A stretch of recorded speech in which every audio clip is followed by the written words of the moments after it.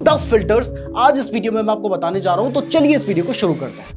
तो हमारा जो 10th नंबर का फिल्टर है, इसका नाम है मार्केट कैप। इसको मार्केट कैपिटलाइजेशन भी कहा जाता है और ये हमें बताता है कि एक कंपनी का साइज कितना बड़ा है। इसको पता करने के लिए हमें कंपनी के एक शेयर की प्राइस को उसके टोटल नंबर ऑफ शेयर से मल्टीप्लाई करना होता है और इसके बेसिस पर स्टॉक्स को 3 कैटेगरीज में डिवाइड किया जाता है। इसमें सबसे पहले होते हैं लार्ज कैप स्टॉक्स। इसमें वो कंपनीज आती हैं जिनकी मार्केट कैपिटलाइजेशन 20,000 करोड़ से बड़ी है। ये कंपनीज जनरली सेफ होती हैं, लेकिन ये उतने अच्छे रिटर्न्स भी आपको नहीं दे पाती हैं। इसके बाद आते हैं मिड कैप स्टॉक्स, जिनकी मार्केट कैपिटलाइजेशन 5,000 करोड़ से लेके 20,000 करोड़ के बीच में होती हैं। ये लार्ज कैप के कंपैरिजन में उतनी ज्यादा सेफ नहीं है, तो इनमें रिस्क थोड़ा सा ज्यादा होता है, तो आपको थोड़े ज्यादा रिटर्न्स भी मिल सकते हैं। और इसके बाद आते हैं स्मॉल कैप स्टॉक्स। इसमें वो सभी कंपनीज आ जाती हैं जिनकी मार्केट कैपिटलाइजेशन 5,000 करोड़ से कम है, यानी ये बहुत छोटी छोटी कंपनीज हैं जो कि आपको बहुत हाई रिटर्न्स दे सकती हैं, लेकिन इनमें रिस्क भी बहुत हाई होता है। तो एग्जांपल के लिए अगर आप मीडियम रिस्क लेकर मीडियम रिटर्न्स कमाना चाहते हैं, तो आपको ऐसे स्टॉक्स को ढूंढना होता है जिनकी मार्केट कैपिटलाइजेशन 5,000 करोड़ से ज्यादा हो और 20,000 करोड़ से कम हो। अब 9th नंबर का फिल्टर बताने से पहले मैं आपको बता दूं कि ये सभी फिल्टर्स को कहां पर अप्लाई करना है और उससे स्टॉक्स कैसे ढूंढने हैं, ये भी लास्ट में मैं आपको बताऊंगा। तो पहले फिल्टर्स को समझ लो, फिर अप्लाई कैसे करना है वो भी समझेंगे। और हाँ, वीडियो पसंद आ रही है तो वीडियो को लाइक भी जरूर कर देना, और अगर आप इस तरीके की और वीडियोस देखना चाहते हैं तो हमारे चैनल को सब्सक्राइब भी जरूर कर देना, क्योंकि अगर आप सब्सक्राइब नहीं करेंगे तो हो सकता है कि हमारी वीडियो आपको दोबारा कभी रिकमेंड ही ना हो। अब इसके बाद जो हमारा 9th नंबर का फिल्टर है वो है सेल्स ग्रोथ, और यहां पर हम पिछले 3 साल के CAGR सेल्स ग्रोथ की बात कर रहे हैं, यानी हर साल कंपनी की सेल्स इस रेट से ग्रो होनी चाहिए। तो देखो, अगर आप चाहते हो कि एक कंपनी के शेयर की प्राइस बढ़े, तो वो कब बढ़ेगी? वो तब बढ़ेगी जब कंपनी ज्यादा से ज्यादा सामान बेचेगी। अगर कंपनी पिछले साल भी 100 करोड़ का बेच रही थी, उससे पिछले साल भी 100 करोड़ का बेच रही थी, इस साल भी उसने 100 करोड़ का ही सामान बेचा है, तो उसकी कोई भी ग्रोथ नहीं हो रही है। हम जब पैसा इन्वेस्ट करते हैं तो हम ग्रोथ पे पैसा इन्वेस्ट करते हैं, तो कंपनी की सेल्स ग्रो हो रही होनी चाहिए। पिछले से पिछले साल उसने 100 करोड़ का बेचा है, तो पिछले साल 120 करोड़ का बेचा हो, इस साल 140-150 करोड़ का बेचा हो, और इस हिसाब से उसकी सेल्स बढ़ रही हो। तो ये फिल्टर बहुत ही ज्यादा इंपॉर्टेंट है, जो हमें बताता है कि कंपनी की सेल्स किस रेट से बढ़ रही है। और हमारे अकॉर्डिंग कंपनी की जो सेल्स हैं वो हर साल 10% से ज्यादा के CAGR से बढ़ रही होनी चाहिए, यानी 10.1, 15%, 20% या उससे ज्यादा कितना भी हो, हमें चाहिए कि 10 से कम नहीं होना चाहिए। अब इस केस में अगर आप और बेटर कंपनी ढूंढना चाहते हैं तो आप 10 की जगह 12 या 15% भी कर सकते हैं। अब नेक्स्ट फिल्टर बताने से पहले, अगर आप स्टॉक मार्केट में इन्वेस्ट करना चाहते हैं तो इसके लिए चाहिए होता है एक डीमैट अकाउंट। तो अगर आप बेस्ट डीमैट अकाउंट खुलवाना चाहते हैं, जिसको मैं खुद भी यूज करता हूं, तो इस वीडियो के डिस्क्रिप्शन में मैंने आपको लिंक दे रखा है, वहां से आप अपना बिल्कुल फ्री डीमैट अकाउंट खुलवा सकते हैं। तो डिस्क्रिप्शन जरूर चेक कर लीजिएगा। अब जो हमारा 8th फिल्टर है वो है प्रॉफिट ग्रोथ, और यहां पर भी हम 3 साल के CAGR प्रॉफिट ग्रोथ की बात कर रहे हैं। हम 1 साल के प्रॉफिट ग्रोथ की बात इसलिए नहीं करते हैं क्योंकि देखो, 1 साल तो किसी भी रीजन की वजह से कंपनी का प्रॉफिट बढ़ सकता है, तो हम यहां पर 3 साल के एवरेज प्रॉफिट ग्रोथ की बात करते हैं। और वो प्रॉफिट ग्रोथ क्यों जरूरी है? क्योंकि कई बार होता है कि कंपनी की सेल्स तो बढ़ रही है, पिछले साल 100 करोड़ थी, इस साल 150 करोड़ हो गई, लेकिन कंपनी का प्रॉफिट नहीं बढ़ा है। और वो सेल्स हो सकता है कंपनी ने ज्यादा डिस्काउंट देकर बढ़ाई हो या किसी और तरीके से बढ़ाई हो। तो हमें चाहिए कि अगर सेल्स बढ़ रही है तो साथ ही साथ कंपनी का प्रॉफिट भी बढ़ रहा होना चाहिए, क्योंकि अगर कंपनी का प्रॉफिट नहीं बढ़ेगा ना, तो हम जो इन्वेस्टर्स हैं, हमें भी लॉन्ग टर्म में ज्यादा बेनिफिट नहीं हो पाएगा और कंपनी भी उतना ज्यादा ग्रो नहीं कर पाएगी। तो कंपनी का प्रॉफिट बहुत ज्यादा इंपॉर्टेंट है। तो ये जो प्रॉफिट ग्रोथ है, ये हमारे अकॉर्डिंग कम से कम 10% से ज्यादा होनी चाहिए, जो हम सेल्स में यूज कर रहे थे। अगर आपको चाहिए कि और बेटर कंपनी आप ढूंढें और आप अपनी जो सर्च है उसको फिल्टर करना चाहते हैं, तो ये प्रॉफिट ग्रोथ आप 12% या 15% से भी ज्यादा लेकर चल सकते हैं, बट फिलहाल के लिए मैं इसको 10 रख देता हूं। अब इसके बाद जो हमारा 7th नंबर का फिल्टर है वो है ROE एंड ROC। ये 2 अलग फिल्टर्स हैं, लेकिन दोनों को हमने एक ही कैटेगरी में रखा है। ROE की फुल फॉर्म होती है रिटर्न ऑन इक्विटी, और ROC की फुल फॉर्म होती है रिटर्न ऑन कैपिटल एम्प्लॉयड। सबसे पहले ROC की बात करते हैं। तो देखो, जब भी कोई कंपनी बिजनेस कर रही है ना, तो उसके पास बेसिकली 2 तरह से पैसे आए होंगे एक बिजनेस को शुरू करने के लिए। पहला पैसा उसके पास आया होगा इन्वेस्टर्स के थ्रू, जो कि हमने शेयर्स खरीद कर उन्हें दिया है, और दूसरा पैसा उनके पास आया होगा लोन लेकर, जिसको डेट भी कहते हैं। तो कंपनी के पास बेसिकली 2 तरह के पैसे होते हैं, एक होता है इक्विटी और दूसरा होता है डेट। तो जब हम इक्विटी और डेट को मिला लेते हैं तो ये क्या होता है? ये होता है कैपिटल एम्प्लॉयड, वो कैपिटल जो कंपनी ने अपने बिजनेस में लगा रखी है। तो हम ROCE से ये देखने की कोशिश करते हैं कि कंपनी ने जो बिजनेस में पैसा लगा रखा है उस पैसे पर वो कितने % के रिटर्न्स खुद कमा रही है। जब वो खुद अच्छे रिटर्न्स कमाएगी तभी तो आगे इन्वेस्टर्स को अच्छे रिटर्न्स देगी। तो ये जो ROCE है यानी रिटर्न ऑन कैपिटल एम्प्लॉयड, इससे हमें यही पता चलता है कि कंपनी ने जो पैसा अपने बिजनेस में लगा रखा है उस पर वो कितने % के रिटर्न्स कमा रही है, और हमारे अकॉर्डिंग ये कम से कम 18% होना चाहिए। अगर कंपनी अपना जो पैसा पूरा लगा रखा है उस पर 18% कमा रही है तो ये बहुत अच्छी बात है। और इसी के साथ अगर हम रिटर्न ऑन इक्विटी की बात करें तो देखो, रिटर्न ऑन इक्विटी में हम जो डेट हमने यहां पे जोड़ा था कि कंपनी के पास 2 तरीके से पैसे आ रहे हैं, एक डेट के थ्रू आ रहा है और दूसरा शेयर्स बेचकर आ रहा है, तो उन दोनों को मिलाकर हमने रिटर्न ऑन कैपिटल एम्प्लॉयड पे देखा था। अब हम रिटर्न ऑन इक्विटी में देखते हैं कि कंपनी ने जो इक्विटी कैपिटल उठाई है, यानी कंपनी के पास अपने शेयर्स बेचकर जो पैसा आया है उस पैसे पर कंपनी कितने % के रिटर्न्स कमा रही है, तो वो हमें पता चलता है रिटर्न ऑन इक्विटी से। और ये भी मेरे अकॉर्डिंग कम से कम 18% हो तो बेटर रहेगा। तो यहां पर आपका जो रिटर्न ऑन इक्विटी है वो भी 18% होना चाहिए। वैसे मैं काफी ऊपर लेके चल रहा हूं, आप चाहें तो इन्हें 15% भी लेकर चल सकते हैं, और अगर आपको और बेटर चाहिए तो आप इसको 20% भी लेकर चल सकते हैं। तो रिटर्न ऑन इक्विटी और रिटर्न ऑन कैपिटल एम्प्लॉयड से हमें पता चलेगा कि कंपनी के पास जो पैसा गया है उस पैसे का वो किस तरीके से यूज कर रही है और उस पैसे के ऊपर वो कितने % के रिटर्न्स कमा रही है, क्योंकि जितने ज्यादा रिटर्न्स वो खुद कमाएगी उतना ही ज्यादा वो इन्वेस्टर्स को दे पाएगी। अब 6 नंबर का फिल्टर बताने से पहले अगर आप स्टॉक मार्केट के बारे में बिल्कुल बेसिक से लेकर एडवांस तक सीखना चाहते हैं, यहां पर हम इन्वेस्टिंग की बात कर रहे हैं और स्टॉक सिलेक्शन की ही बात कर रहे हैं, तो इसके ऊपर हमने 46 लेक्चर्स का एक कोर्स बना रखा है जिसमें हमने हर एक चीज को डिटेल में सिखाया है। और ये लगभग 12 घंटे का कोर्स है जिसको आप हमारे ऐप नीरज जोशी से बाय कर सकते हैं, और उसको बाय करने से पहले वहां पर 2 वीडियोस बिल्कुल फ्री में अवेलेबल हैं, आप उन्हें भी देख सकते हैं। तो हमारे ऐप का लिंक आपको डिस्क्रिप्शन पे दिया गया है, या फिर आप प्ले स्टोर में जाकर नीरज जोशी ऐप को डाउनलोड कर सकते हैं। अब इसके बाद जो हमारा 6 नंबर का फिल्टर है वो है डेट टू इक्विटी रेशियो।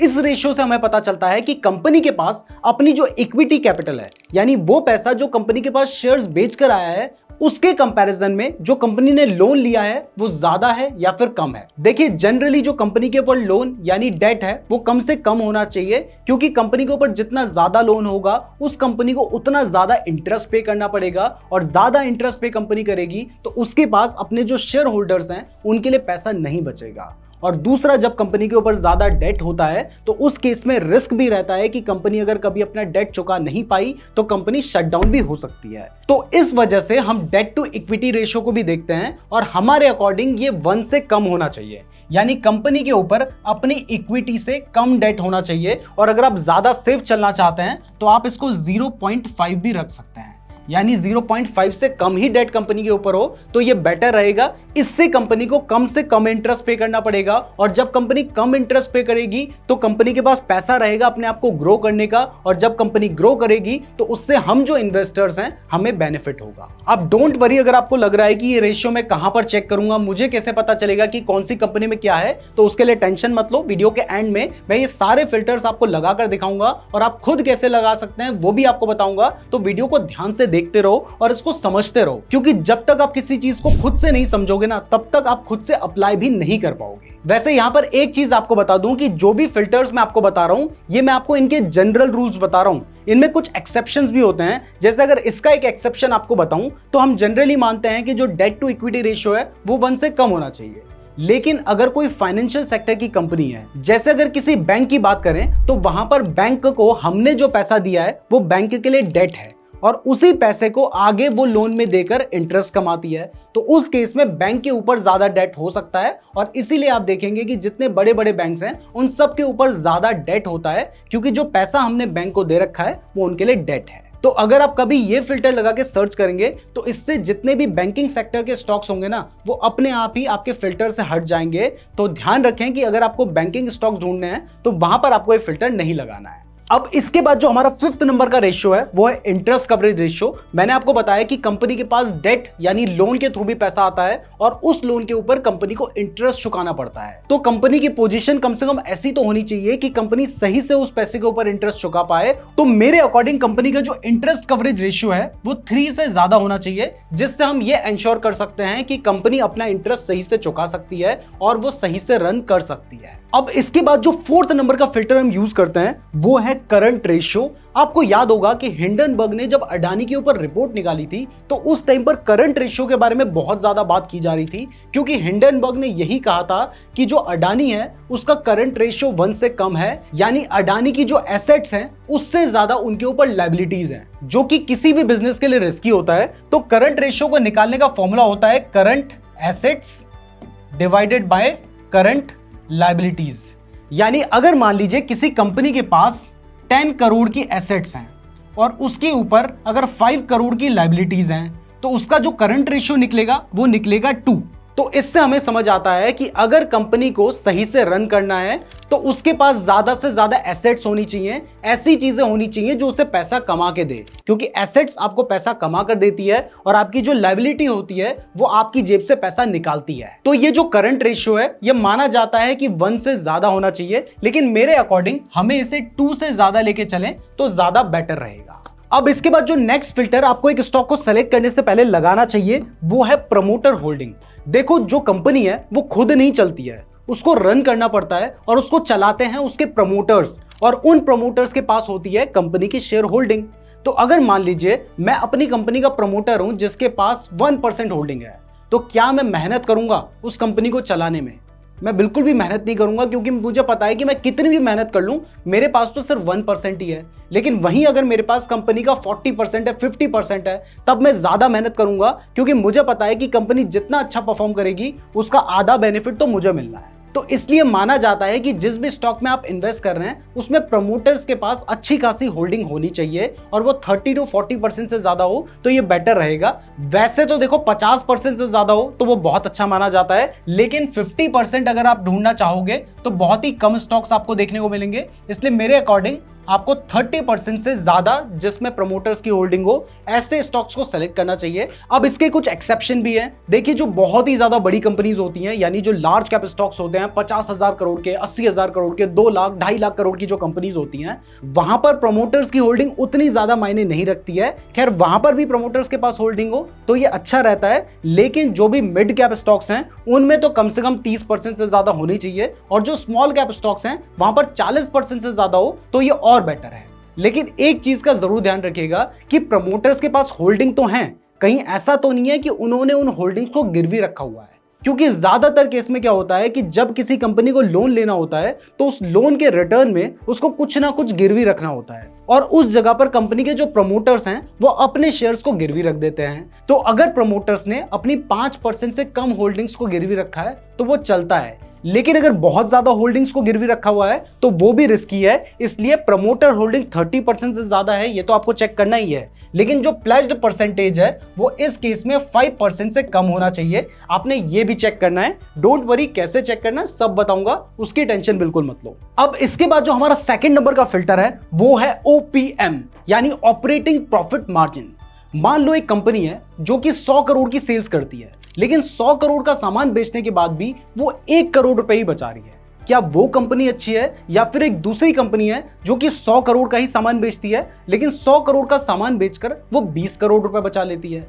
तो जो कंपनी जितना ज्यादा पैसा बचा पा रही है, जिसका प्रॉफिट मार्जिन जितना ज्यादा है, वो उतना बेटर होता है। तो ये भी हमें एक बिजनेस में जरूर देखना चाहिए। बहुत सारे लोग इसको इग्नोर कर देते हैं जो बिगिनर्स होते हैं, लेकिन ये बहुत इंपॉर्टेंट है, क्योंकि कंपनी का जो ऑपरेटिंग प्रॉफिट है वो जितना ज्यादा होगा वो कंपनी उतना ज्यादा ग्रो कर पाएगी। तो हमारे अकॉर्डिंग ये 15% से ज्यादा हो तो बेटर रहेगा, और अगर आपको और बेटर कंपनी चाहिए तो यहां पर आप ये 20% भी लेकर चल सकते हैं। अब इसके बाद जो हमारा फर्स्ट नंबर का रेशियो है ये बहुत ही ज्यादा इंपॉर्टेंट रेशियो है, इसलिए इसको हमने फर्स्ट नंबर पर रखा है। और यहां पर हम 2 रेशियोज की बात कर रहे हैं, एक है पी रेशियो और दूसरा है पीबी रेशियो। पी रेशियो का मतलब है प्राइस टू अर्निंग रेशियो, और पीबी रेशियो का मतलब है price to book value ratio. ये दोनों ही वैल्यूएशन रेशियोज हैं। अब मान के चलो कि एक कंपनी बहुत अच्छी है, उसकी सेल्स भी बढ़ रही है, प्रॉफिट भी बढ़ रहा है, कंपनी के ऊपर डेट भी ज्यादा नहीं है, प्रमोटर्स के पास होल्डिंग भी है, लेकिन वो कंपनी आपको बहुत महंगी मिल रही है। तो इस केस में अगर आप उस स्टॉक को खरीदेंगे तो क्योंकि उसकी जो वैल्यूएशन है वो ऑलरेडी बहुत हाई है, तो आपको लॉस होने के चांसेस ज्यादा होंगे। जबकि मान लीजिए कि एक दूसरी कंपनी है जिसके फंडामेंटल्स उतने अच्छे नहीं हैं, लेकिन वो आपको बहुत ही सही वैल्यूएशन पे मिल रही है या कहीं की सस्ती मिल रही है, तो इस केस में उस शेयर की प्राइस बढ़ने के बहुत ज्यादा चांसेस होंगे। तो ये हमें पता चलता है पी रेशियो और पीबी रेशियो से। पी रेशियो हमें बताता है कि अभी जो शेयर की प्राइस है उसके कंपैरिजन में कंपनी का जो अर्निंग पर शेयर है वो कैसा है। तो मान लीजिए अगर कोई कंपनी है जिसके शेयर की प्राइस 100 रुपए है और उसका अर्निंग पर शेयर 10 रुपए है, तो इस केस में यह माना जा सकता है कि उस कंपनी से 1 रुपए कमाने के लिए आप 10 रुपए इन्वेस्ट कर रहे हैं।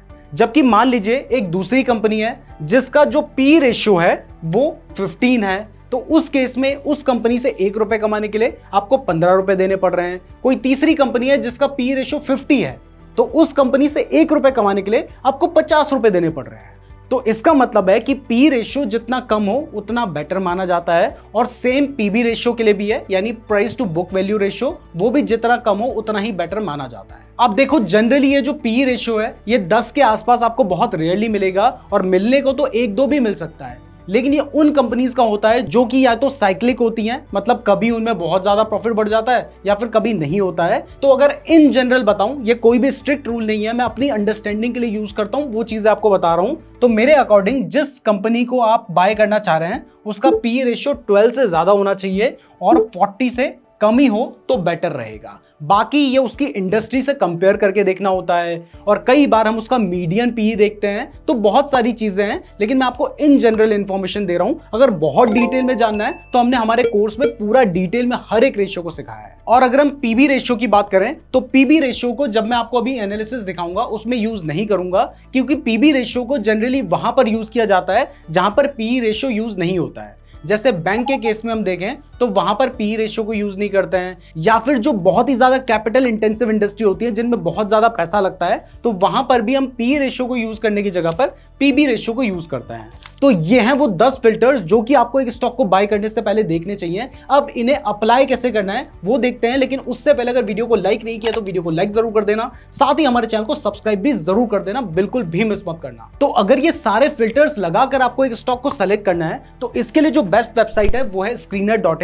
क्लियर कर दूं, स्पॉन्सर्ड नहीं है, खुद यूज करता हूं इसलिए आपको बता रहा हूं। तो इस वेबसाइट में जाने के बाद आपको लॉगिन करना होता है, और लॉगिन करने के बाद यहां पर आपको एक स्क्रीन्स का ऑप्शन देखने को मिल रहा है, आपने इस पर क्लिक कर देना है, और इस पर क्लिक करने के बाद यहां पर क्रिएट न्यू स्क्रीन का ऑप्शन देखने को मिल रहा है, आप इस पर क्लिक कर दो। अब जैसे आप इस पर क्लिक कर देते हैं तो यहां पर जो सारे फिल्टर्स मैंने आपको बताए थे वो फिल्टर्स आपको लगाने हैं। जैसे पहला फिल्टर मैंने आपको बताया था मार्केट कैपिटलाइजेशन का, तो मैंने मार्केट लिखा है तो यहाँ पे मार्केट कैपिटलाइजेशन आ गया है, और ये मैंने आपको कहा था कि आप अपने हिसाब से सेलेक्ट कीजिए। अगर आपको मीडियम रिस्क लेना है तो 5000 करोड़ से बड़ी कंपनी ढूंढ लो, बहुत ज्यादा रिस्क देना है तो 5000 करोड़ से छोटी ढूंढ लो, और बिल्कुल रिस्क नहीं लेना है तो 20,000 करोड़ से बड़ी ढूंढ लो। तो मैं तो सिर्फ एग्जांपल आपको दे रहा हूं, इसलिए मैं यहां पर डाल देता हूं कि 10,000 करोड़ से बड़ी होनी चाहिए कंपनी। आप अपने हिसाब से ये सेलेक्ट कर सकते हैं। अब जब ऐसा आप लिख लेते हैं तो उसके बाद आपको लिखना होता है एंड, दूसरा फिल्टर लगाने के लिए। तो एक फिल्टर हमारा लग चुका है। अब जो नेक्स्ट फिल्टर मैंने आपको बताया था वो था सेल्स ग्रोथ।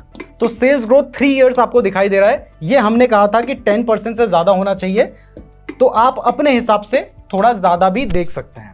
ऐसे ही हमने नेक्स्ट फिल्टर लगाने के लिए फिर से एंड लिखना होगा। उसके बाद अगला फिल्टर लगाने के लिए जो हमारा नेक्स्ट फिल्टर था वो था प्रॉफिट ग्रोथ। तो प्रॉफिट लिखो, प्रॉफिट ग्रोथ 3 इयर्स का दिखाई दे रहा है, ये भी हमारे अकॉर्डिंग कितना होना चाहिए, 10 से ज्यादा होना चाहिए। तो ये हमने फिल्टर लगा दिया है। अब इसके बाद जो अगला फिल्टर मैंने आपको बताया था वो था कि कंपनी के ऊपर ज्यादा डेट नहीं होना चाहिए, तो वो था डेट टू इक्विटी रेशियो। ये मैंने कहा था कि आप चाहो तो 0.5 से कम रख लो, अदरवाइज 1 से तो कम होना ही चाहिए। तो यहाँ पर हमने 1 से कम इसको ले लिया है, और फिर हमने नेक्स्ट फिल्टर लगाने के लिए एंड यहाँ पर बीच में लिख दिया है। अब नेक्स्ट मैंने आपको एक रेशियो बताया था वो था करंट रेशियो। तो करंट रेशियो आपको दिखाई दे रहा है, ये कितना होना चाहिए, मैंने आपको कहा था वैसे तो 1 से ज्यादा होना चाहिए, लेकिन 2 से ज्यादा ले लोगे तो बेटर रहेगा। तो ये हमने करंट रेशियो ग्रेटर देन 2 कर दिया है, और फिर एंड पे क्लिक कर दिया है। अब एक और चीज मैंने आपको बताई थी वो थी इंटरेस्ट कवरेज रेशियो, जो कि हमारे अकॉर्डिंग कितना होना चाहिए, 3 से ज्यादा होना चाहिए। तो वो फिल्टर भी आप यहाँ पर लगा सकते हैं। तो ये फिल्टर भी मैंने लगा दिया है। अब अगला फिल्टर लगाने के लिए फिर से आपको लिख देना है एंड, तो एंड लिख दिया है। तो नेक्स्ट फिल्टर प्रमोटर होल्डिंग का लगा लेते हैं, जो कि मैंने आपको कहा था कि कितना होना चाहिए, कम से कम 30% से ज्यादा होना चाहिए। तो 30% से ज्यादा ग्रेटर देन का साइन लगा दिया और एंड पे क्लिक कर दिया, मतलब एंड हमने लिख दिया है। अब इसी के साथ मैंने कहा था कि जो प्लेज्ड परसेंटेज होना चाहिए वो 5 से कम होना चाहिए। तो अगला जो फिल्टर है वो मैं लगा रहा हूं प्लेज्ड परसेंटेज का, जो कि होना चाहिए 5 से कम।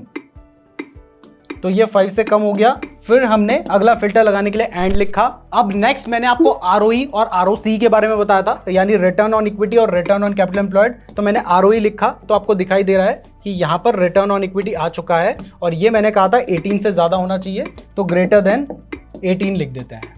और ऐसे ही हमने इसी के साथ यूज किया था आरओसी, यानी कंपनी ने जो पैसा ओवरऑल लगाया है इंक्लूडिंग डेट, उसके ऊपर कंपनी कितने % के रिटर्न्स कमा रही है, वो भी मैंने कहा था 18 से ज्यादा हो तो बेटर रहेगा। तो ये आपने देख लिया, ये भी हमने 18 लगा दिया है। अब नेक्स्ट फिल्टर मैंने आपको कहा था ओपीएम का, यानी ऑपरेटिंग प्रॉफिट मार्जिन, यानी कंपनी का जो प्रॉफिट मार्जिन होना चाहिए वो अच्छा खासा होना चाहिए। और ये भी हम ओपीएम, आप चाहें तो 3 इयर्स का भी यूज कर सकते हैं। मैं फिलहाल सिर्फ ओपीएम यूज कर रहा हूं, जो कि हमारा ग्रेटर देन होना चाहिए, कम से कम 12% ले लो, 15% ले लो, अपने हिसाब से ले सकते हो। मैं आपको सिर्फ समझाने के लिए यहां पर एग्जांपल ले रहा हूं। और इसके बाद लास्ट में मैंने आपको बताया था पी रेशियो के बारे में, उसको लगाने के लिए भी पहले एंड लिखना होगा और उसके बाद पीई रेशियो लिखना होगा। तो आपको दिखाई दे रहा है प्राइस टू अर्निंग, जो कि मैंने आपको कहा था कि 15 से ज्यादा होना चाहिए या फिर 40 से कम होना चाहिए। लेकिन इसको पता करने का एक उससे भी बेटर तरीका होता है, और वो होता है कि वो अपने इंडस्ट्री पी से कम है तो बेटर है। तो हम यहां पर लगा देते हैं इंडस्ट्री पी से कम होना चाहिए। तो प्राइस टू अर्निंग, यहां पर मैंने इंडस्ट्री पी लिखा है, तो आपको दिखाई दे रहा है ये फिल्टर आ गया है। और ये सारे फिल्टर्स हमने एक ही जगह पर लगा दिए हैं। अब जैसे ही मैं इस क्वेरी को रन करूंगा तो पूरे 5000 स्टॉक मार्केट में जो स्टॉक्स हैं, उसमें से जिन स्टॉक्स में ये सारी क्वालिटीज होंगी वो स्टॉक्स आपको यहां पर दिखाई देंगे। तो अब सीधा रन दिस क्वेरी पे क्लिक करते हैं और आप देख सकते हैं कि पूरे स्टॉक मार्केट में जाकर हमारे सामने 14 स्टॉक्स निकल कर आए हैं। तो कहां आपके सामने 5000 स्टॉक्स थे, अब हैं 14 स्टॉक्स, जिनके ऊपर आप रिसर्च कर सकते हैं और जिनमें ये सारी क्वालिटीज होंगी जो हमने यहां पर फिल्टर्स लगाए थे। तो इस तरीके से आप अपने बेस्ट स्टॉक सेलेक्ट कर सकते हैं जो कि आपको फ्यूचर में अच्छे रिटर्न्स दे सकें। और ये जो फिल्टर्स मैंने आपको बताए हैं, ये एग्जाम्पल के लिए बताए हैं, आप इनमें अपने हिसाब से मॉडिफिकेशन कर सकते हैं। अगर मान लो मैं थोड़ा और स्ट्रिक्ट लेकर चलता तो हो सकता है कि मुझे एक भी स्टॉक नहीं दिखाई देता, या हो सकता है कि मैं बिल्कुल ही लीनियंट लेकर चलता तो मुझे 50 या 100 स्टॉक्स दिखाई देते। तो आप अपने हिसाब से थोड़े बहुत चेंजेस कर लीजिएगा। मैं उम्मीद करता हूं आपको वीडियो पसंद आई होगी। वीडियो पसंद आई है तो वीडियो को लाइक और चैनल को सब्सक्राइब जरूर कर लेना। फ्री डीमैट अकाउंट का लिंक डिस्क्रिप्शन पे दिया गया है, हमारे ऐप नीरज जोशी का लिंक भी डिस्क्रिप्शन पे दिया गया है। और अगर आप फंडामेंटल एनालिसिस के बारे में बिल्कुल डिटेल में सीखना चाहते हैं तो आप ये वाली वीडियो देख सकते हैं। धन्यवाद।